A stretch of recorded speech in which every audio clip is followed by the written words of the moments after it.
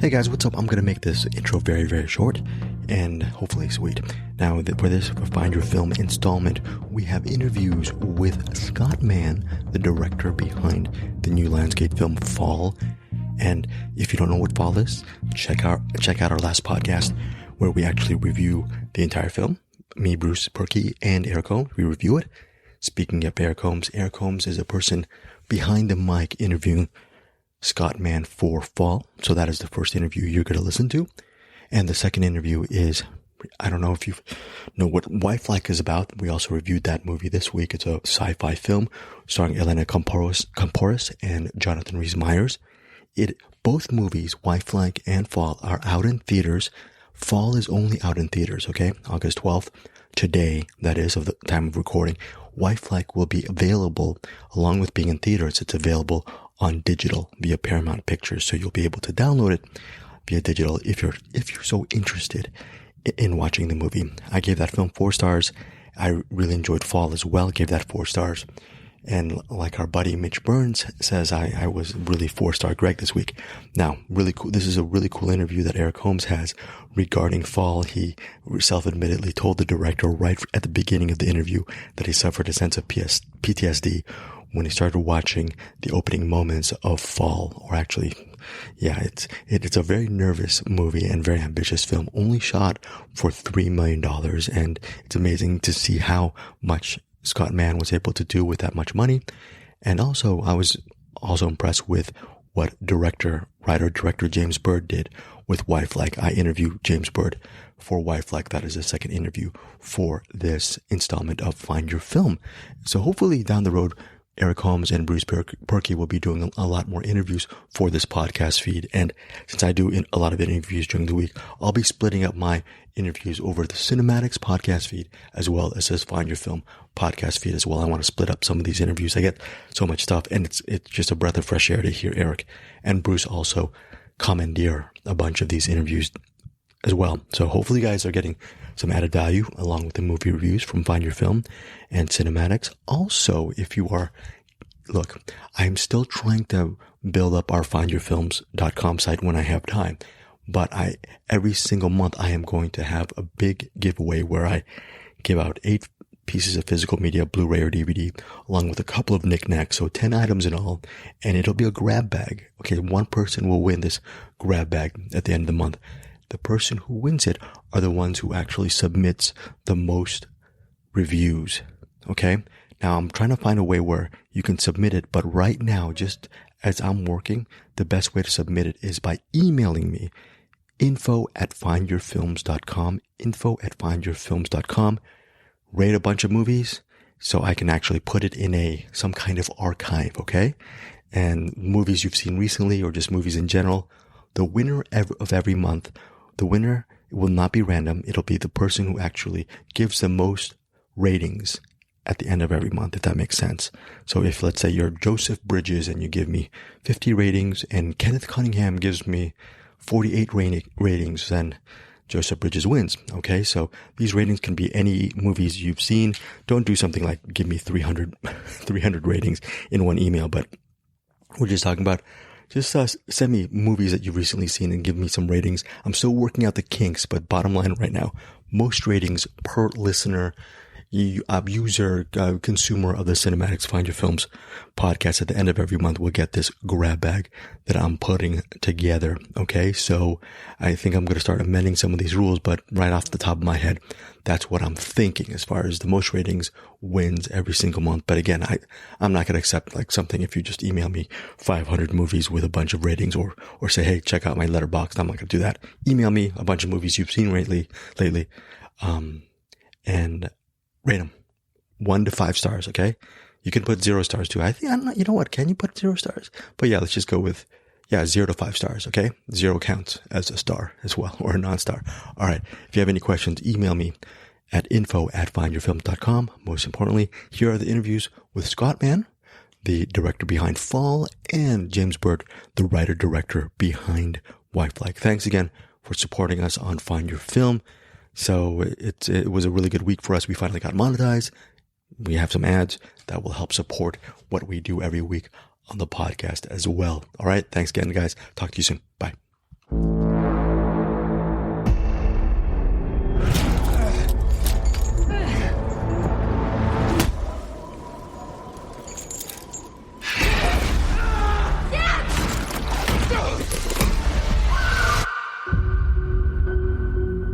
horrible thing happened to you.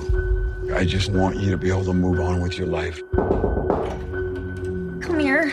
It's coming up on a year. I have something that's planned, and I need a partner in crime. The B67 TV tower. I haven't climbed since... Becky, if you don't confront your fears, you are always going to be afraid. Let's do it. Let's climb your stupid tower. Oh, I'm so excited! Hey, guys. Hi. I was really ripped. You're awesome. That is the Becky that we need for this trip. This is sick. Damn it, Hunter. What are you getting us into? Okay, so just stay behind me, one rung at a time.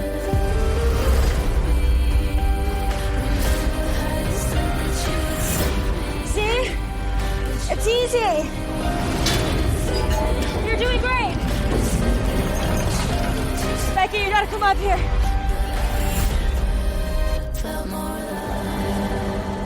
Hey, trust me. What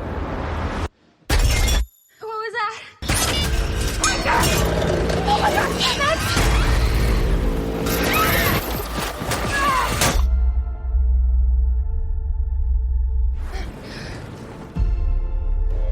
Hunter, how do we get down? I don't have a signal. The water is down there in that bag. We have 50 feet of rope. I think I can drop myself lower.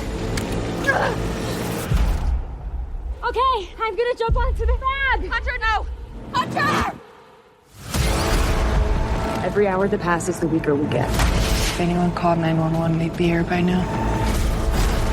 What is it that Dan used to say? If you're scared of dying, don't be afraid to live.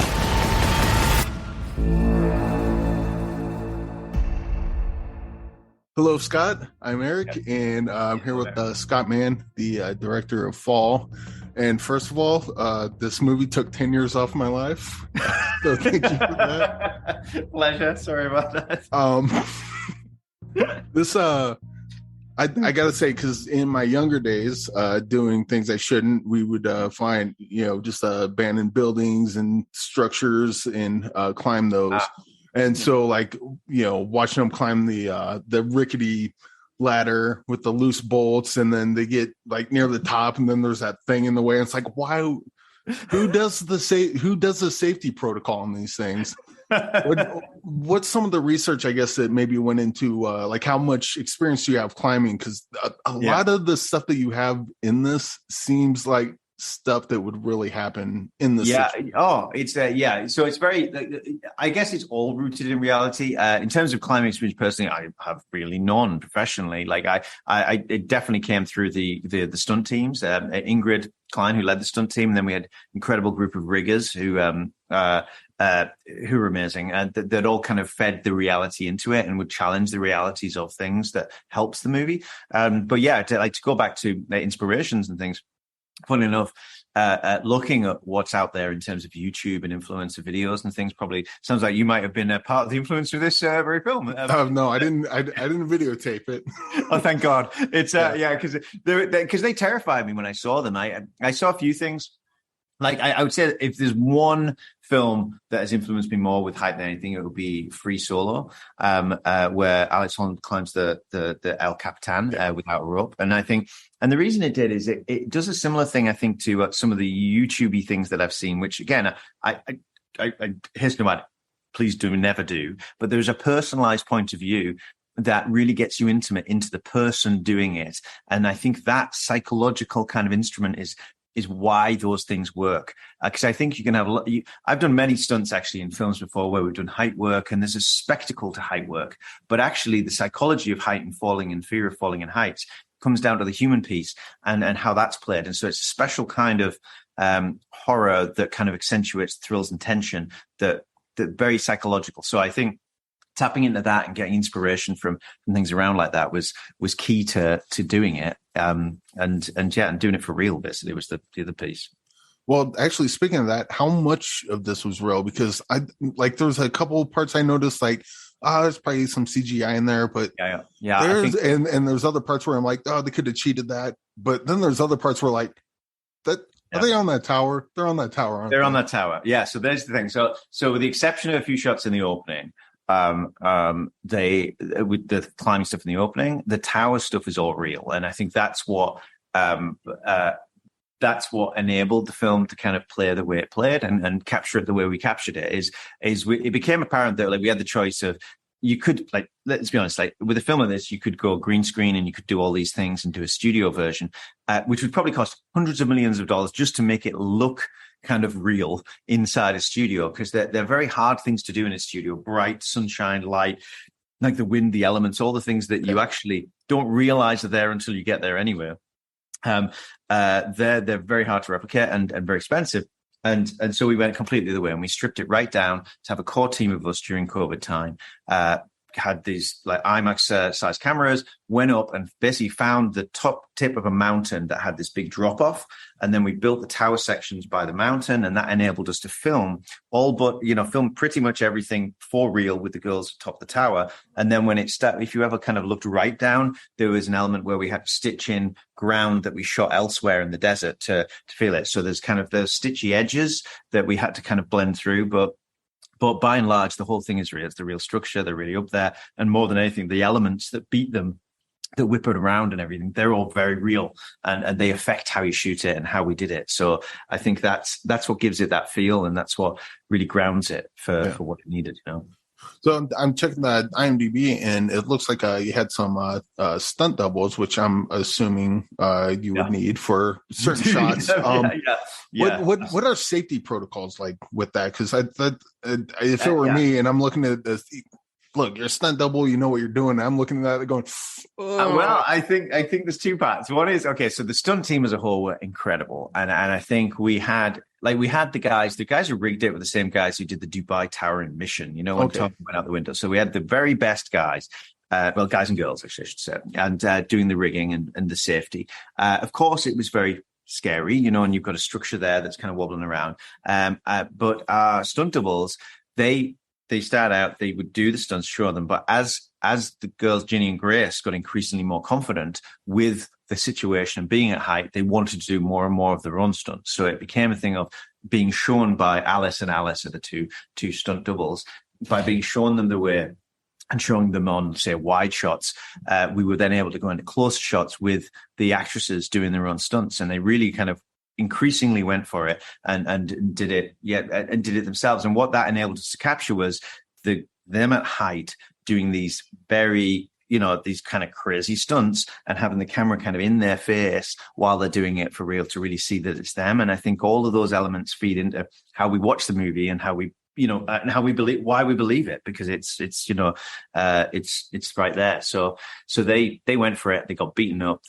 But they loved it, and they just wanted to capture it as honestly as we could, basically. Yeah.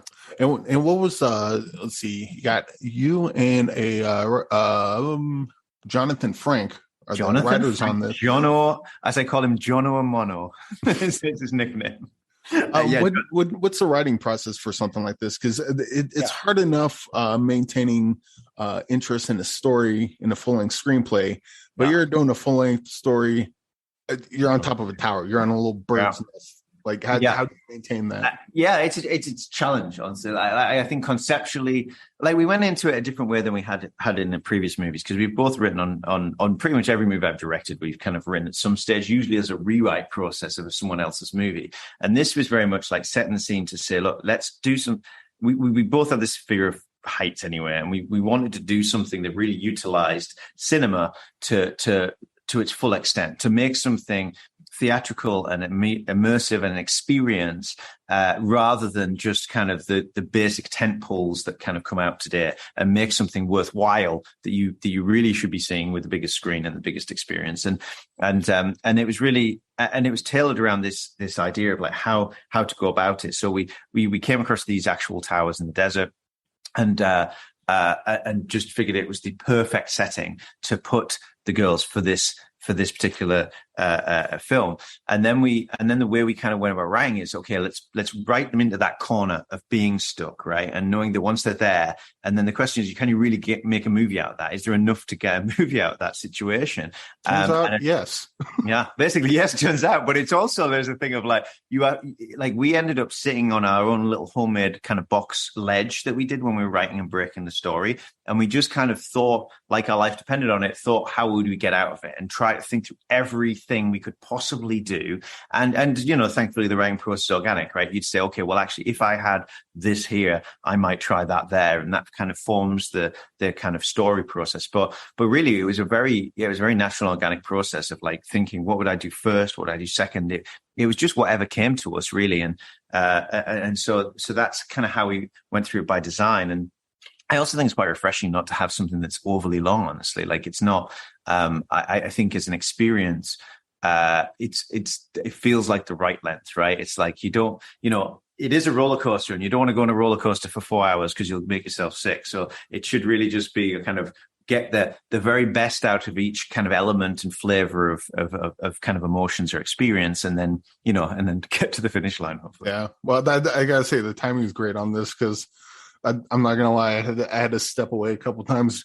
All right, we're gonna go back to it. And I'm such a masochist. It's coming out this week, and I saw it's playing in the theater nearby. I'm gonna go through it all again. Yeah, I do, man. Think my better judgment, but that's the way to do it. I swear. It's it's great, and it's great with an audience. I've noticed it's like, I think again, there's another reason to go to the theater, right? Is when you're doing it with an audience and you share an experience. And like I've been thrilled by the reaction of it, of the way that the audience rhythms play is wonderful. So it is a very kind of group experience to go through, for sure. Yeah, I could see this being like a really great midnight movie, because usually with midnight movies, like even really great movies, it's hard, you're up late, it's hard to stay awake.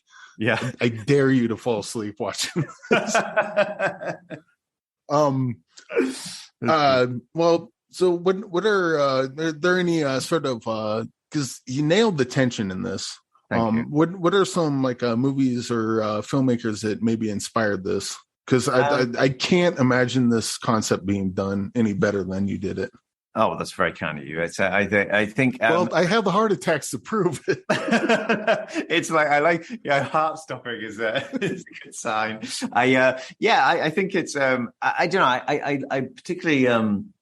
I think as a point of reference, I try to kind of look at all height stuff, right, and extrapolate what was spectacle and what was experience, and I felt like Free Solo was definitely one that kind of that was drawn from, but then there was also the Dubai sequence, the Mission Dubai sequence was very well executed, but only a small sequence. So I kind of I think that I don't know. I feel like it's as much a psychological kind of play out than anything else, right? In terms of the way that the film plays, I think, because you really have to think of it from Becky's perspective, and so it is. I admire. I'll be honest. Like my most admired filmmakers I can list you would be James Cameron and Zemeckis and Spielberg. I think would be my top three. I'm gonna push, but.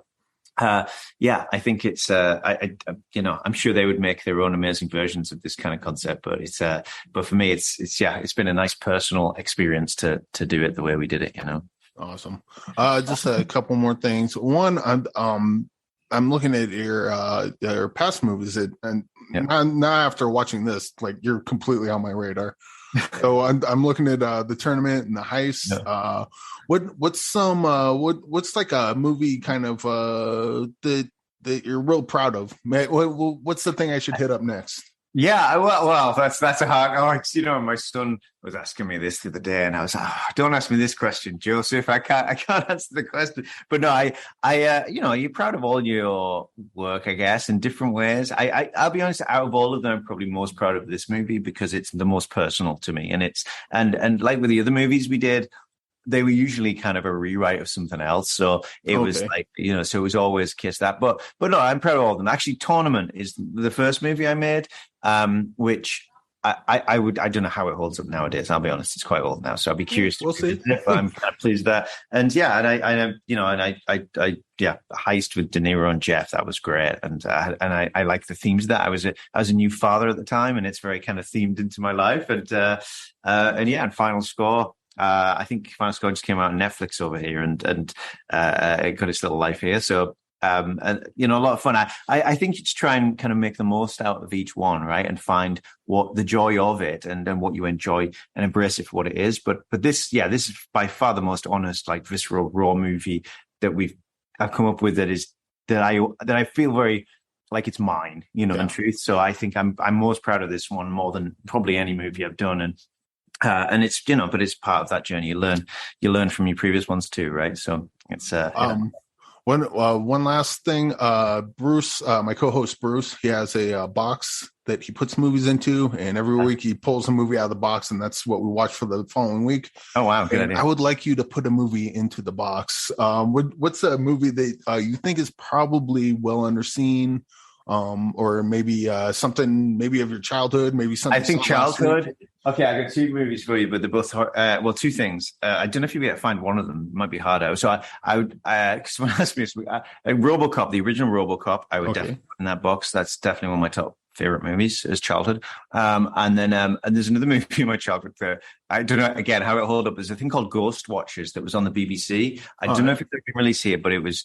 When I experienced it as a child, it was horrifying. So I would totally recommend that one. That would be my secret. It was kind of well before the Blair Witch days of doing something kind of docu-mock for real, and that scarred me as a single thing. It probably scarred me more than anything else in my childhood. So that's what would go in the box. I think. Ghost one. I see Awaken Fright in the chat. Yeah. All right. Okay. I don't see no chat, but is that just getting kicked off? But anywho, it was great talking with you, Scott, and congratulations. Thank you, as much as this movie pained me physically, it was, you knocked it out of the park. So congratulations. Thank you. I appreciate it, but I really do appreciate it. Thank you. And go see it on the bigger screen next. Okay. Will do. Thank you, buddy. James, first off with Wifelike, I was expecting a really fun, entertaining, cheesy sci-fi, a little bit titillating, some really interesting stuff, but there's nothing wrong with that. I got a lot more out of it. It's a lot more layered, and it's also very subversive. So I just thought that was refreshing. Can you just talk about that subversive element behind your narrative, which I found totally awesome? Yeah, I like to blend. So sci-fi is obviously futuristic, but I like to pull from history, because history always repeats itself. And I think that's the scariest thing about sci-fi is how did we get here? Because history repeats itself. So Wifelike is kind of like the birth of my storytelling of like what really happened to Pocahontas. So it's like, she was taken. She was, everything about her was changed. She was just taken by a man that wanted her. Everything about her was changed her name, changed her look, changed everything about her. And I was like, and as sad as that story is, how do you bring that to the masses, and how do you make it entertaining? And, you take a futuristic element and be like, what if this was a business, and a corporation actually did this, like capitalism at its finest, and made, lives for people. I think it is set in the future, dystopian world, but is the biggest nightmare the fact that your movie isn't so fantastical that it, in many ways, it feels like real life? Is that one of the biggest nightmares behind your story? Can you speak to that? Yeah. I mean, so we shot this film in 17 days. We powered through this. Luckily, we had our crew was amazing. Our cast was amazing. Everyone was on their stuff.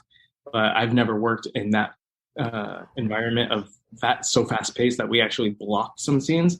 And I mean, just like boom, boom, boom, boom, boom, boom, boom, boom, boom, and that I feel like added to the story, because the story was kind of, the main character fumbles around trying to unfold this mystery and unfold. And I knew her being this perfect AI and him being this, guy with deep secrets. And they're both like such great actors and professionals that I thought while filming, the only thing I'm lacking is confusion. And I love when characters are confused. So I think all the restraints added some confusion, which helped me out a lot. What did you see in Elena Kampouris? I mean, I think several years ago I saw her in a couple films and she just immediately just popped off the screen for me. She's just a one-of-a-kind talent. What did you see in her as a collaborator, and how great was it to have her as pretty much your lead throughout the film? It just really, and Jonathan does great work too, but just what was it like finding her and putting her front and center, I guess? Yeah, I first time I saw her was on Jupiter's Legacy, and I remember that character, and I remember thinking, oh, that person's really good, and I didn't even make the connection because when I saw her audition for this, she was everybody's favorite, and I was like, and she was my favorite, and I didn't even know she was from that show yet, or that I seen, and then when we did a Zoom with her, I was like, without question, it's her. She has something, as you can see, she has something that is so rare. I think it's like maybe a Julia Roberts thing or something where you just know, oh, she's going to be such a huge star. And she's a perfectionist. She knows like 5 languages fluently.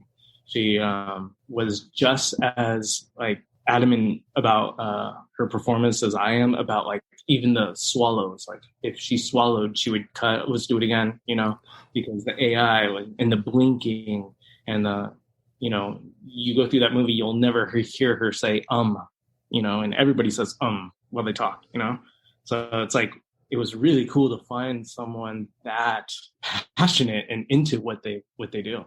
I'm a sucker for filmmakers who use the most out of their budget and make their production look really high end without that $50 to $100 million backing, right, James? And I guess in layman's terms, what's the key to actually mounting an ambitious story and not making your film look cheap? The production design is high end. What are, in layman's terms, the ingredients to doing that and executing that with such a short time frame? Yeah, I think the whole thing is to trust your team.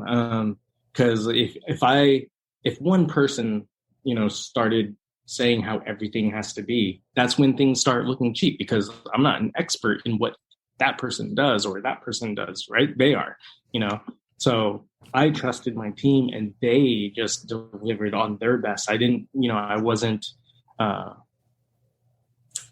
decisive. I didn't decide everything beforehand. So all they had to do was pick out stuff. No, I wanted to hear every single idea they had and every single, my whole thing was like, right after they tell me, I go, okay, well, what do you think? When they're like, what do you think? I'm like, well, let's hear what you think first. And, if you justify why you want this, let's do it, And I think that would save a lot of movies from looking cheap, is if they, like how I said, Elena has that passion. Everyone else is passionate about their jobs, but not a lot of people get to use that passion, even when they're working on what they love, So if you let them fall in love with what they're doing all over again, because you call the shots, you be passionate about this.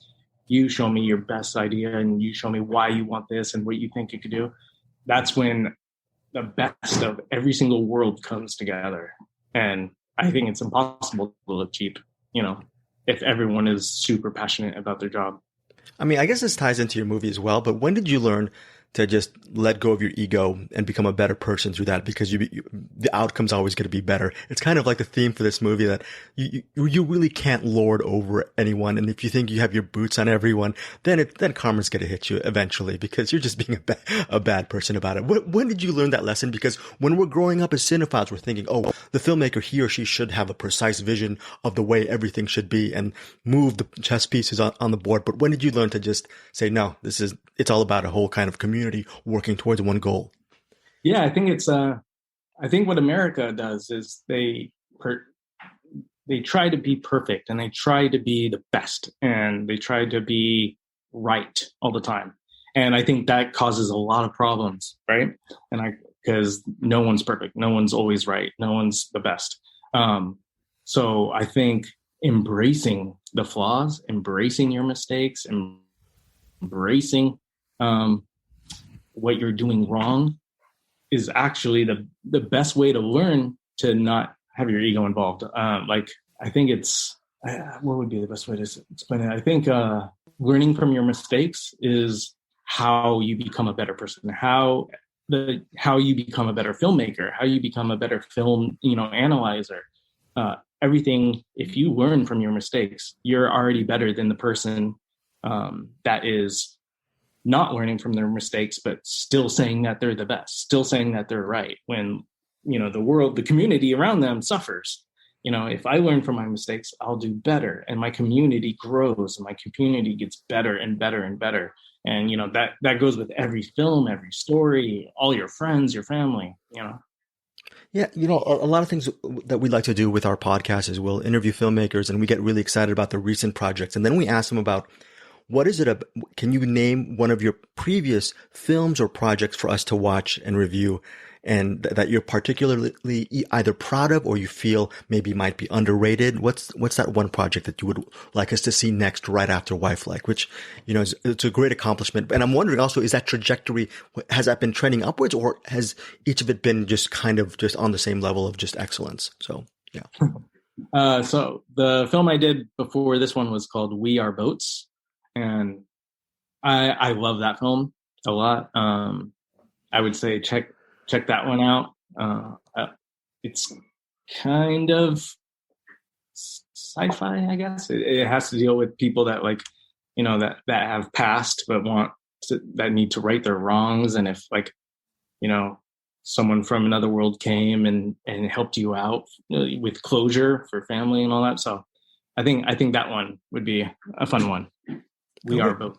We Are Boats. Okay, so final question is right off the top of your head. Can you name one of your all-time favorite films? And what is it about this specific film that still resonates with you today as a cinephile?